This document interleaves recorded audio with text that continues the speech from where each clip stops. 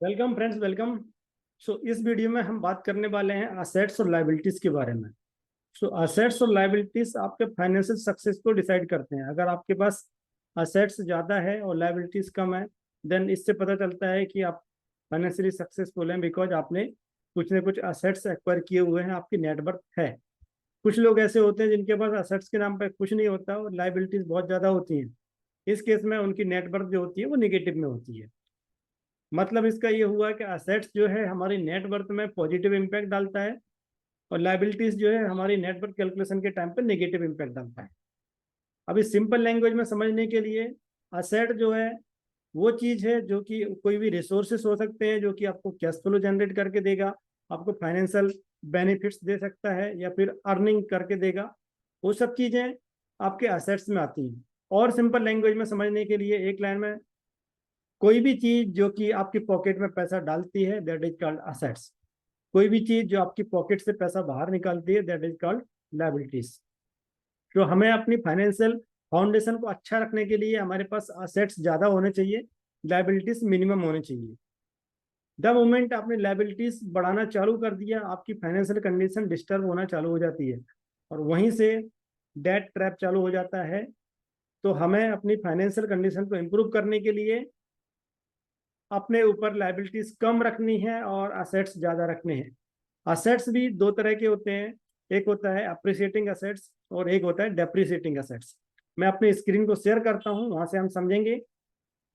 Assets कोई भी ऐसी वैल्यूएबल चीज जो आपने एक्वायर की हुई है, ऑन किया हुआ है, वो आपके असेट्स है।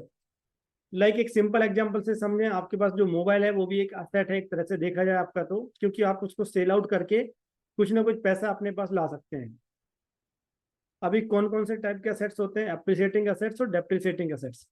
एप्रिसिएटिंग असेट्स वो असेट्स हैं जो कि फ्यूचर में जिनकी वैल्यू इंक्रीज होती है ड्यू टू सम रीजन, जैसे कि मार्केट डिमांड वगैरह हो सकती है जिसकी वजह से उसकी वैल्यू एप्रिसिएट होती है, बढ़ती है टाइम के साथ। तो वो लोग वो चीजें अप्रिसिएटिंग असेट कहलाते हैं।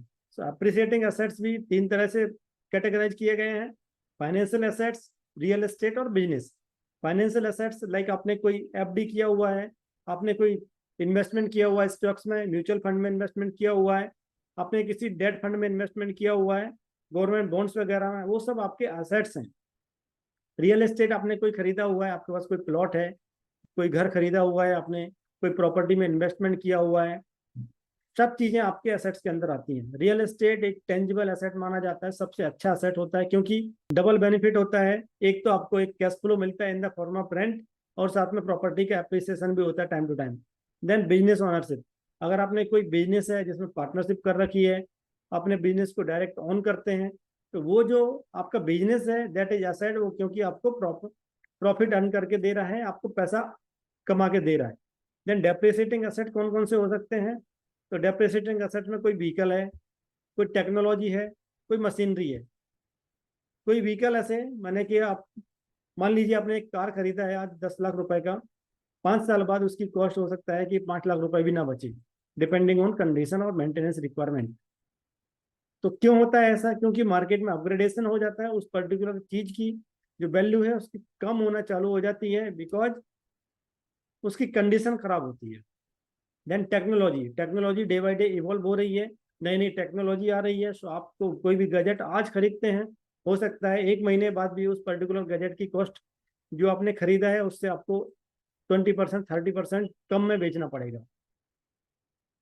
देन नेक्स्ट आता है कोई भी मशीनरीज, कोई भी इक्विपमेंट आप घर में भी खरीद सकते हैं या फिर फैक्ट्री में भी इंस्ट्रूमेंट जो यूज होते हैं, इक्विपमेंट यूज होते हैं, उनका भी कॉस्ट कम होता है टाइम के साथ। सो हमें मिनिमाइज करना है अपने डेप्रिसिएटिंग असेट में इन्वेस्टमेंट और अपने एप्रिसिएटिंग असेट्स को बढ़ाना है। देन लाइबिलिटीज क्या होती है, लाइबिलिटीज के बारे में बात करेंगे तो फाइनेंशियल ऑब्लिगेशंस हैं जो कि आपके ऊपर हो सकते हैं, उन सबको आपको लाइबिलिटीज में कंसीडर करना है। तो आपके पास कोई भी लोन हो सकता है, कोई आपने डेट लिया हुआ है, या फिर फाइनेंशियल ऑब्लिगेशन लाइक आपके ऊपर कोई डिपेंडेंट फैमिली मेंबर है, उसको आपको मंथली पेमेंट करना पड़ रहा है, या फिर किसी और तरीके से आप मंथली पे आउट करते हैं या फिर एक रेगुलर पेमेंट देना पड़ रहा है आपको, वो आपका लाइबिलिटीज के अंदर आता है। अभी डेट्स जो है दो तरह से होते हैं। डेफिनेटली हम अप्रिसिएटिंग एसेट खरीदने के लिए डेट का यूज कर सकते हैं। सो डेट को समझने के लिए गुड डेट और बैड डेट। गुड डेट वो है जो कि हमें डेट लेने के बाद जिस हम इन्वेस्टमेंट किया है जिस पर्टिकुलर प्रॉपर्टी में, जिस चीज में, वो हमें प्रॉफिट अर्न करके देगा, हमारी एप्रिसिएशन देगा, हमें असेट इंक्रीज करके देगा, असेट बिल्ड करके देगा। जैसे कि मैंने लोन लिया और मैंने एक घर खरीद लिया, उसको रेंट पे दे दिया, रेगुलर इनकम आना चालू होता है in the form of rental yield, और टाइम से विद रिस्पेक्ट टू टाइम मेरी प्रॉपर्टी का वैल्यू इंक्रीज होती है।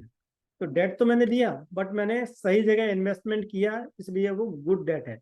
On the flip side bad debt जो होता है, बैड वो होता है जो कि हमारे लिए पैसा तो निकाल देता है, हमारे पास से पैसा जाता है ईएमआई के फॉर्म में, तो उसके साथ में जो मैंने असेट परचेज किया हुआ है उसकी वैल्यू भी डेप्रिसिएट होती है, तो डबल लॉस होता है इसमें।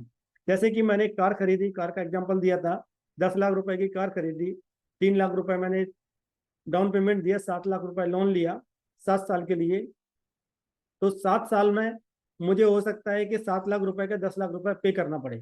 3 लाख भी दिया था, टोटल हो गया 13 लाख रुपए। 13 लाख रुपए का 7 साल बाद उस पर्टिकुलर कार की वैल्यू जो रहेगी, हो सकता है आधी भी नहीं बचे, 4 लाख 5 लाख रुपए भी नहीं बचेगी। तो इस तरह से डेप्रिसिएशन होता है इसका।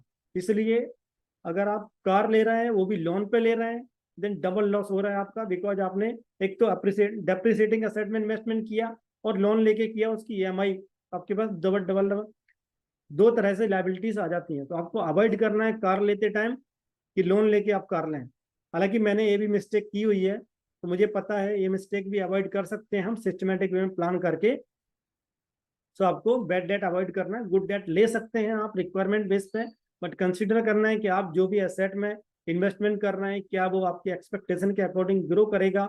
अगर आपको लगता है कि अच्छे एसेट में इन्वेस्टमेंट कर रहे हैं, फ्यूचर में ग्रोथ मिलने वाली है आपको, देन डेफिनेटली आप गुड डेट का यूज करके अच्छे फाइनेंशियल असेट्स बना सकते हैं। सो ये था हमारा टोटल असेट्स और लायबिलिटी के चैप्टर।